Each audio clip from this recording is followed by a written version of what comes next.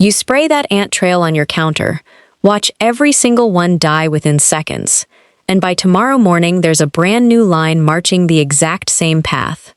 That's not a weak spray. That's because you just killed the scouts while the actual colony, sometimes 300,000 members deep, sits completely untouched inside your wall cavity. There are 4 ways to end the colony itself, instead of the visible trail. And the strangest one uses something already sitting in your pantry that ants can't detect as poison until it's too late.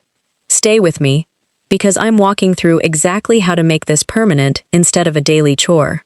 Pest control companies and spray manufacturers profit from a repeat purchase cycle. Surface sprays kill on contact but do nothing to the queen, so you're back buying another can within 2 weeks, guaranteed. Colony elimination methods have existed since the 1940s, using the ants' own foraging behavior against them, and that's precisely the kind of one-time fix a $17 billion pest control industry has zero incentive to put on a spray can label. Fix number 1. Borax and sugar bait. $3 total. The gold standard since its widespread household use began in the 1940s.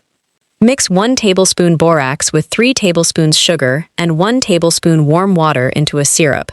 Ants can't detect borax as a threat because it's slow-acting, so foraging worker ants carry it directly back to the colony and feed it to the queen and larvae.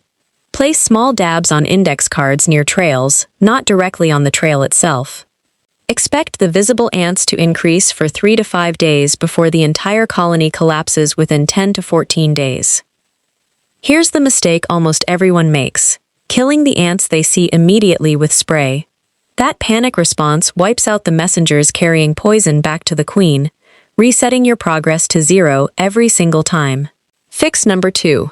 Diatomaceous Earth. $6 for a bag treating your entire home's perimeter. This fossilized algae, first commercially mined in the 1860s, works mechanically rather than chemically. Microscopic sharp edges cut through an ant's exoskeleton, causing fatal dehydration within 48 hours of contact. Dust a thin line along baseboards, windowsills, and any entry point you've spotted ants using. It stays effective indefinitely as long as it stays dry. Fix number 3. Cornmeal Bait. $2. A folk method documented in southern U.S. households since at least the 1800s. Ants can't digest cornmeal, but they carry it back to the colony anyway because it registers as a food source. Place small piles near trail entry points. Within 5 to 7 days, colonies fed exclusively on cornmeal show significant population decline, as workers physically can't process it. Fix number 4. Seal the entry point permanently, roughly $4 for a tube of silicone caulk.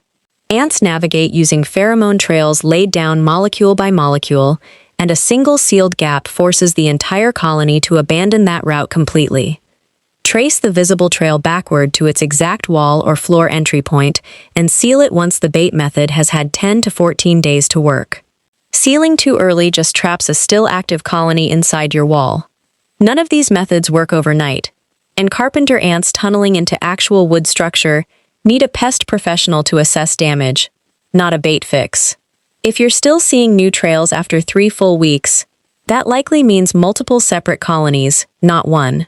$15 total for every fix combined, versus $300 to $500 for a professional pest control contract that often just resprays the surface anyway. If this finally explains why your ant problem keeps coming back, hit that like button. It tells me what to break down next. Subscribe to The Big Sweep if you want more of these. Drop a comment telling me where your trail keeps showing up and which fix you're trying first. Click the link in the description box below to join our free cleaning community. Stay sharp out there.